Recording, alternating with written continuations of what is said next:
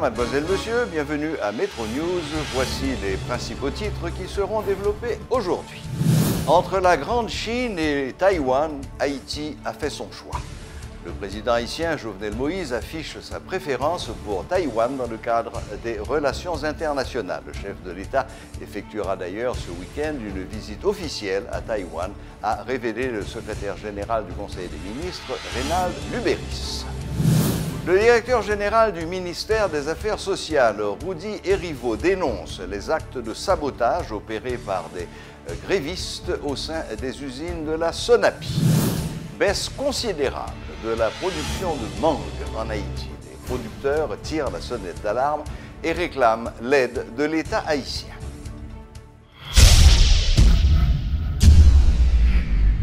Metro News vous est apporté par Haytrack, l'esprit bâtisseur.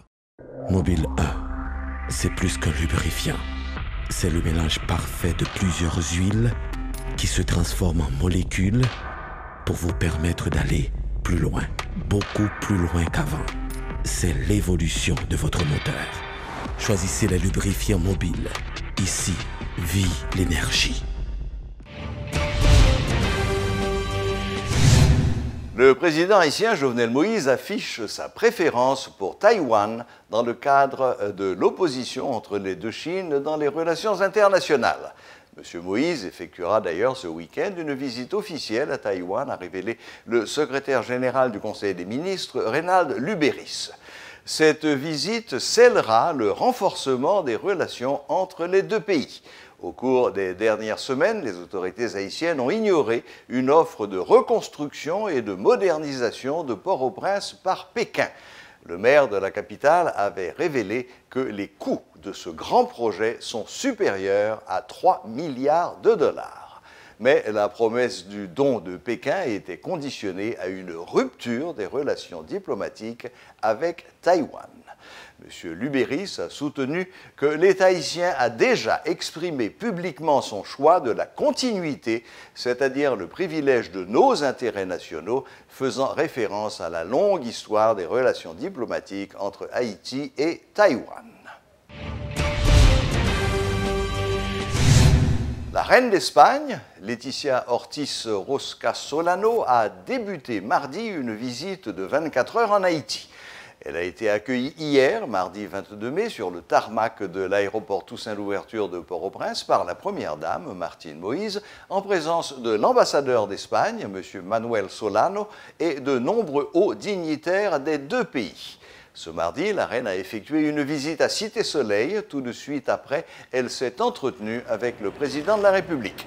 Durant ce court séjour, la reine Laetitia visitera les projets en Haïti de la coopération espagnole, en particulier ceux touchant à l'éducation, à l'équité de genre et à la nutrition des enfants défavorisés.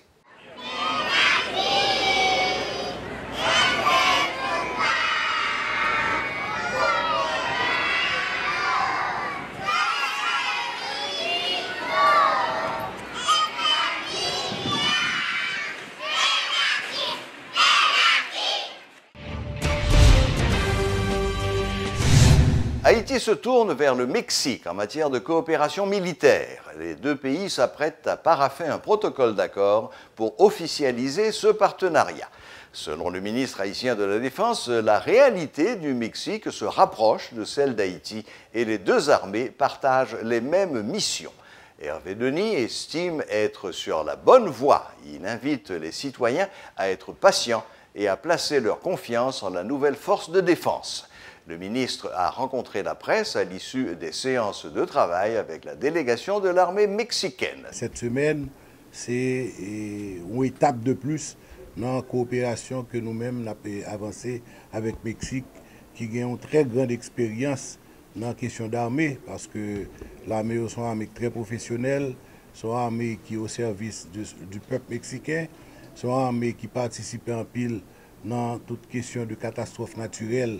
Ils ont une très grande expérience et nous trouvons que c'est un partenaire idéal que le pays nous est capable de joindre pour nous capable d'avancer dans la cause que nous-mêmes nous baillons tête nous pour nous mettre sous pied l'armée d'Haïti, mais une armée tournée résolument vers le développement et qui va lutter contre catastrophes naturelles, qui prend plus droit que la Constitution Bali, selon que protéger les frontières nous, protéger, assurer la sécurité pays. 2 journées de travail, ça te permettre nous de commencer à jeter base et tout ça qui est capable de dérouler et par la suite. Et moi, je dois dire nous, était très fructueuse. Était très intéressante et il y a le suivi et donc accord de mémorandum de coopération et qui lui-même vraiment et finaliser tout ça et nous-mêmes nous avons fini le travail sur les détails de ce mémorandum pour que d'ici là, d'ici peut-être le mois prochain, nous sommes capables de signer, soit nous avons souhaité que le ministre et le secrétaire de défense et Mexico soit capable d'initier ou bien moi-même me déplacer, mais en tout cas, et ceci importe peu, mais c'est surtout que nous n'avons pas avancé dans ce sens-là. Les ouvriers du secteur du textile réclament un salaire minimum journalier de 1000 gourdes. La mobilisation est relancée, affirment les dirigeants de plusieurs syndicats qui ont réalisé 2 journées de manifestation. En réaction, le directeur général du ministère des Affaires sociales, Rudy Erivo, dénonce les actes de sabotage opérés par des grévistes au sein des usines de la Sonapi. Des sanctions seront prises contre les fauteurs de troubles, menace M. Erivo, qui appelle les grévistes au dialogue. On est capable de manifester, que c'est ouvrier pour capable revendiquer, si on doit, le plus entier pour faire ça, mais il y a une façon de le faire. Depuis que un cas soit forcé, soit agressé, soit verbalement et ou physiquement, c'est une situation inacceptable, intolérable. Il gagne des meneurs, mais très agressifs, qui a entré dans ces usines d'impact industriel là, dans son appui, et puis qui de force a fait des ouvriers prendre la rue pour aller manifester. Il y a même des voices qui existaient côté que en pile d'ouvriers ça va plaigner pour dire que moi-même c'est travail, voilà que on m'oblige à gagner les rues pour aller manifester contre le gouvernement, contre le pouvoir en place et sous le fallacieux prétexte que m'a revendiqué un salaire minimum qui a augmenté. Bien que c'est un débat, on est capable de dire qu'il est d'actualité. Deuxième élément, c'est quoi? C'est un problème qui existait, qui est là, c'est un dossier. Il y a des entités qui sont chargées pour capable plancher sur lui, c'est le CSS. La directrice, la présidente du CSS, directrice du travail au niveau du ministère des Affaires sociales, Maître Jean-Louis, à plusieurs reprises, il a insisté et il a même sorti des articles sur ça pour dire, écoutez, à l'approche de la fin de l'exercice fiscal, puisque l'on prévoit 3 mois avant, il faut une discussion qui est faite pour tenir compte de chiffres qui existaient, pour ainsi que l'indice macroéconomique n'a pas demandé pour que vous revisitez le salaire minimum, non, eh bien c'est la voie du dialogue qu'il faut emprunter. Il y a des gens qui, pas nécessairement, qui travaillent, on est capable de dire ça, par d'autres motivations. Des motivations politiciennes. Ce sont des gens qui sont monitorés par une certaine frange radicale du secteur politique et puis qui disent, monsieur, eh bien, gâtez ça. Polluer le terrain politique, entrer dans la logique de la politique et du pire, la politique de la terre brûlée. Et que Jean Bagala et le pouvoir président trop à l'aise, eh bien, il faut qu'il y ait donc de l'agitation. Il faut qu'il y ait une éruption politique. Et c'est ça qui fait que même les qui entrent dans le pack là, même les gens qui disent c'est travail ou vin travail, de gré ou de force, ils fait ça, ils prennent la rue pour être capable, avec une seule nuance, faut me dire, à l'intérieur de la Sonapi, c'est dans pile casse qui fait, mais dans la rue, il faut me dire tout, à la vérité, jusqu'à présent, pas tant des actes de brigandage. Ça, c'est un aspect quand même assez positif, en passant, entre guillemets, que est important pour nous souligner. Mais en dedans Sonapi, il y a eu du grabuge. C'est de force, il y a des enceintes, ils ont foncé dans la rue, ils ont agressé, ils gagnent un pile bail, ils ont cassé. Bref, ça ne s'est pas fait de manière démocratique. La Fédération nationale des associations pour la production et la commercialisation de la mangue a informé que certaines récoltes sont infestées de parasites, ce qui risque d'occasionner de grosses pertes pendant la campagne de printemps. Pour stopper l'accumulation des déficits, voire éviter la disparition de cette filière importante, la FENAPCOM appelle les autorités et surtout le ministère de l'Agriculture à envoyer des techniciens sur le terrain afin de faire le diagnostic du problème. Le dernier espace vert de Port-au-Prince menacé de disparaître. Gros-Morne, connu également sous le nom de Morne-Garnier, est défigurée par les constructions anarchiques. Cette zone, qui était censée devenir le parc naturel de Canapé Vert depuis 2009, ne cesse de se dégrader, rapporte la spécialiste en études urbaines et logements sociaux, Ginette Chérubin, qui tire la sonnette d'alarme et demande aux autorités d'intervenir au plus vite pour le plus grand bien de la population.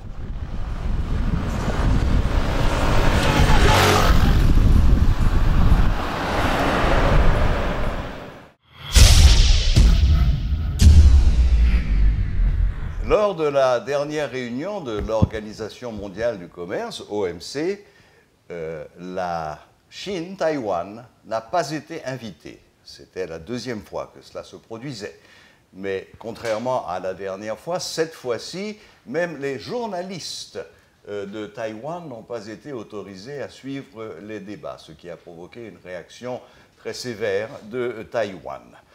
Dans le même temps, nous apprenons aujourd'hui que le président Jovenel Moïse a choisi, a affiché sa préférence pour continuer les relations, qui datent déjà de plusieurs décennies, avec Taïwan, rejetant même une aide, c'est ce que dit la mairie de Port-au-Prince, une aide de Pékin de s'occuper de la reconstruction de Port-au-Prince pour un budget qui dépasserait les 3 milliards de dollars. Alors, la question, c'est qu'est-ce qui peut justifier que le gouvernement haïtien choisisse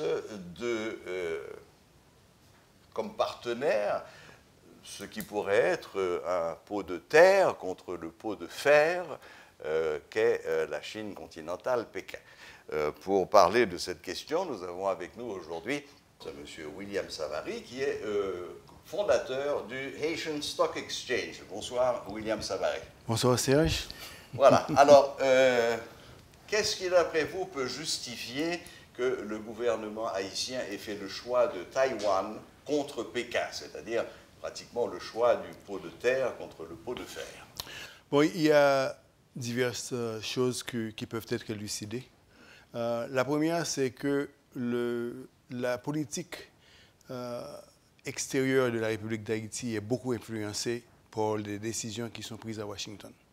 Donc, il y a, premièrement, l'influence de Washington dans cette histoire de décision d'Haïti de s'approcher ou de rester proche de Taïwan.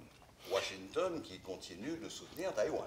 Washington qui continue de soutenir Taïwan tout en aussi préservant les relations économiques, diplomatiques, etc. avec la Chine. Avec Pékin. Le problème entre Taïwan, les États-Unis et la Chine, c'est vraiment le problème qui date depuis la fin de la guerre civile en Chine entre Chiang Kai-shek et le groupe les communistes de Mao. Fin des années 40. Où le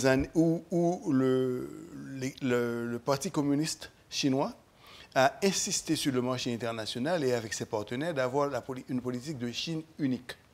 Donc la politique de Chine unique, c'est la politique à partir de laquelle on reconnaît qu'une seule Chine représente le peuple chinois au niveau diplomatique, au niveau commercial, au niveau militaire, etc. Donc c'est cette politique que la Chine exige des autres pays. Mais les États-Unis, pour des raisons d'ordre stratégique, maintiennent une certaine reconnaissance, un certain appui, plutôt pas reconnaissance, un certain appui vis-à-vis de Taïwan. D'une part parce que Taïwan représente un pays qui consomme des armes, et aussi d'un point de vue stratégique et d'un point de vue idéologique. Parce qu'il faut quand même qu'on se mette d'accord que le modèle le modèle de développement économique ou de gestion de l'économie en Taïwan, c'est un modèle qui est basé sur le capitalisme individuel à l'occidental. Oui. Alors qu'en Chine, pendant la période de Mao, il y avait d'abord la Chine communiste, et la Chine, alors que sous Mao, il fallait que c'est la paysannerie qui avait pris la direction du parti, d'une part, parce que la révolution devait sortir de la paysannerie, et la paysannerie a assumé le contrôle du pouvoir politique. Et maintenant, avec les lancers qui ont eu lieu, et avec les avances qui ont eu lieu pendant la période de Mao, il y a eu la révolution culturelle, etc. Il y a eu des formations qui ont eu lieu au niveau de la formation académique, l'organisation sociale, etc. Et qui ont servi de base à partir de laquelle Deng Xiaoping. C'est ça. Le tournant a eu lieu avec Deng Xiaoping, qui a fait une ouverture vers le capitalisme. Mais non seulement une ouverture, mais un capitalisme d'État. C'est ça. Qui est totalement différent du capitalisme du marché qui prônait au Taïwan et le capitalisme d'État que prône la Chine communiste. C'est ça. Et tout le conflit que nous avons aujourd'hui, c'est vraiment le conflit entre ces deux modes de production et deux modes d'organiser la société et aussi de gouverner. Parce qu'avec le capitalisme d'État et le gouvernement central, nous avons également une économie qui est ce qu'on appelle dirigiste. C'est-à-dire où les décisions sont prises à partir du Parti communiste et disséminées à travers la société ou à travers les diverses entités politiques et qui obéissent qui fonctionnent selon les dictats du Parti communiste. C'est ça, parce que ce qui est évident aujourd'hui, c'est que du point de vue économique, la Chine communiste, Pékin et M. Xi Jinping lui-même aussi prônent un capitalisme, c'est-à-dire que le mode de production est un mode de production capitaliste, mais sous la direction de l'État. Un capitalisme d'État, c'est-à-dire avec des directions qui partent du sommet qui atterrissent. Et l'État prend la responsabilité de diriger, par exemple, les secteurs. L'État prend la décision, par exemple, d'investir dans les secteurs que l'État juge peuvent remplir des fonctions, d'une part stratégiques, soit dans l'agriculture, soit pour le militaire, soit pour l'économie de l'espace, soit pour la technologie. Donc, l'État prend les initiatives et à partir de là, l'État prend également l'initiative de négocier avec les entreprises internationales qui arrivent en Chine investir et l'État les dirige vers les secteurs qui intéressent l'État. Ce qui est évident aussi, c'est qu'aujourd'hui, la Chine communiste, Pékin, mène une stratégie universelle. Absolument, absolument. Comme on le disait juste avant l'émission, il est plus facile de compter les pays où la Chine communiste n'est pas encore intervenue que d'essayer de faire la liste des pays où il cherche vraiment à s'implanter. Alors, je reviens à ma question. Qu'est-ce qui peut justifier le choix du gouvernement haïtien de se mettre avec le plus faible des deux, celui qui est condamné à plus ou moins brève échéance à être dévoré? La Chine communiste a toujours considéré Taïwan comme une province chinoise. Rebelle, une province rebelle. Province rebelle, certes, province rebelle qui est soutenue par les Américains, qui l'arme de tout, mais bon, maintenant, allons nous mettre d'accord sur deux choses. La première, c'est que Haïti a toujours, à travers notre histoire, s'est toujours mis du côté du plus faible. C'était le cas, par exemple, avec l'ALO aux Nations Unies lorsqu'il fallait voter pour les nations africaines qui devaient prendre leur indépendance. Nous leur avons fourni des ouvriers, des professeurs, des professionnels. Haïti s'est toujours mis du côté des latino-américains, historiquement avec Bolivar. Haïti s'était mis du côté du Vietnam pendant la guerre de Vietnam. Haïti a voté pour l'établissement d'Israël. Hein? Donc, c'est grâce d'ailleurs au vote d'Israël, je crois. Oui, c'est ça. Donc Haïti s'est toujours tenu historiquement du côté des faibles. Du côté du plus faible. Donc, ce qui veut dire, ceci rentre dans la tradition haïtienne. Oui? Maintenant, là, nous ne sommes plus dans la question de tradition, nous sommes dans la question de géopolitique.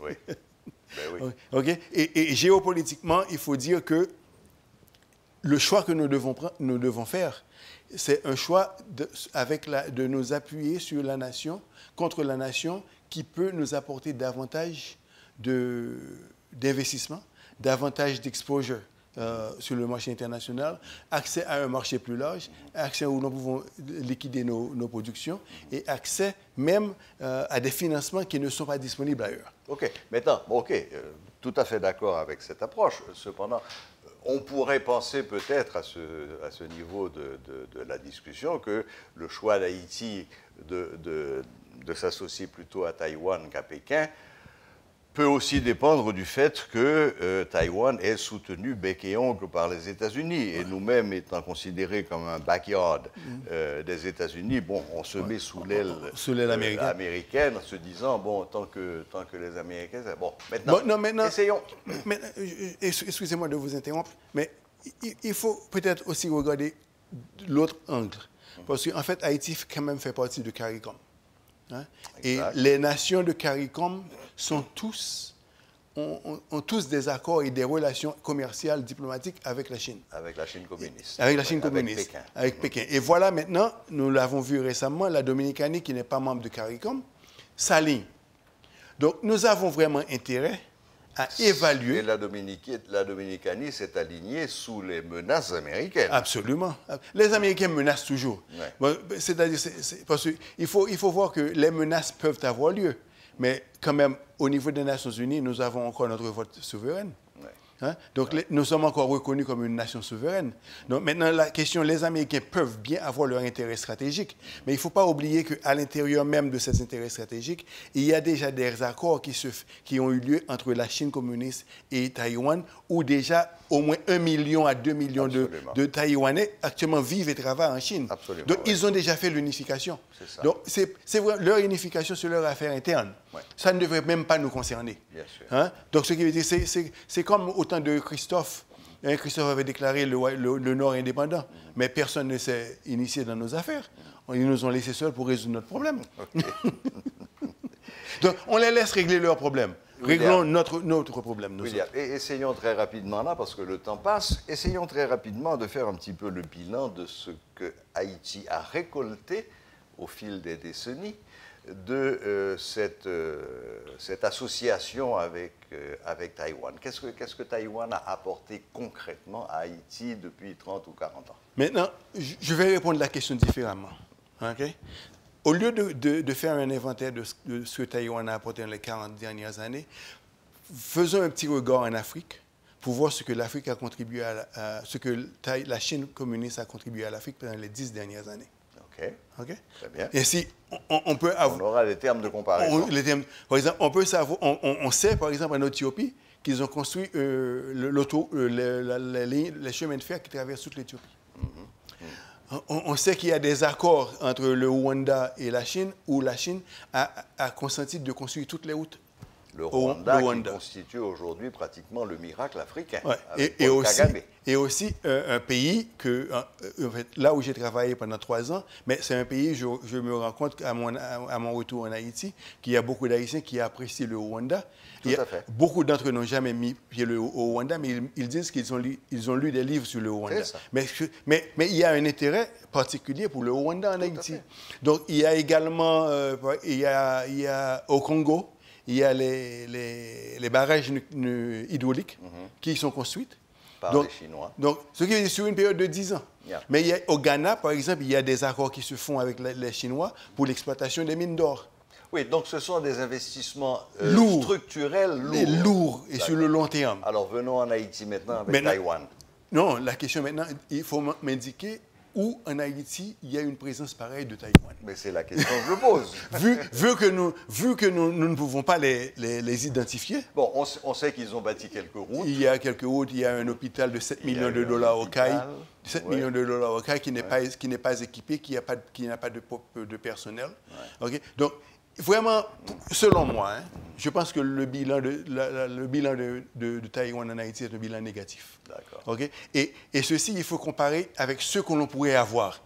Okay? Parce qu'il faut aussi se rendre compte que la présence chinoise se bute contre beaucoup d'obstacles en Haïti. Hein? Bon, c'est politique. On ne veut pas faire la politique qui pointe du doigt les gens, mais ils se connaissent. Ouais. Donc, et maintenant, regardez-moi, est-ce qu'il y a une université en Haïti qui a été construite par Taïwan? Est-ce qu'il y a des centres de recherche? Et ce sont ces trucs-là dont le pays a besoin. Même dans le domaine de l'agriculture, le bilan est pauvre. Écoutez, le pays, nous avons besoin d'identifier sans émotion, avec ce qu'on dit de la tête reposée, tête frette, et les intérêts de la nation.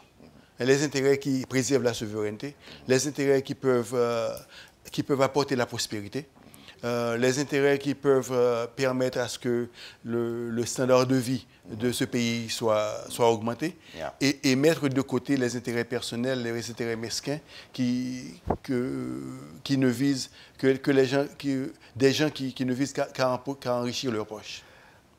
Est-ce qu'on peut être un peu brutal en disant que si Haïti a fait le choix de Taïwan contre Pékin, c'est pour ne pas s'attirer de représailles des États-Unis?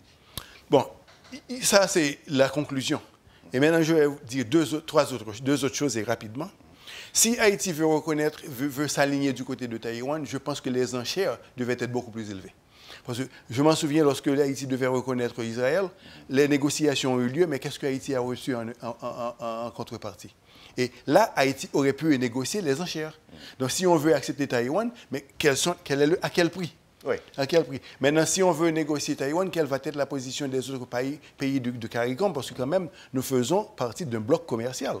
Et si c'est le bloc commercial qui négocie, donc c'est plus une affaire d'Haïti, Taïwan, chinois, mais c'est le bloc commercial qui va déterminer quels sont les intérêts du bloc commercial de CARICOM au niveau international, et le bloc commercial va déterminer et maintenant ça ne devient plus une décision haïtienne, ça ne devient plus une décision qui pourrait affecter les intérêts des Américains, ça devient une décision CARICOM, et CARICOM négocie avec la Chine, CARICOM négocie avec l'AFTA, donc NAFTA, c'est-à-dire...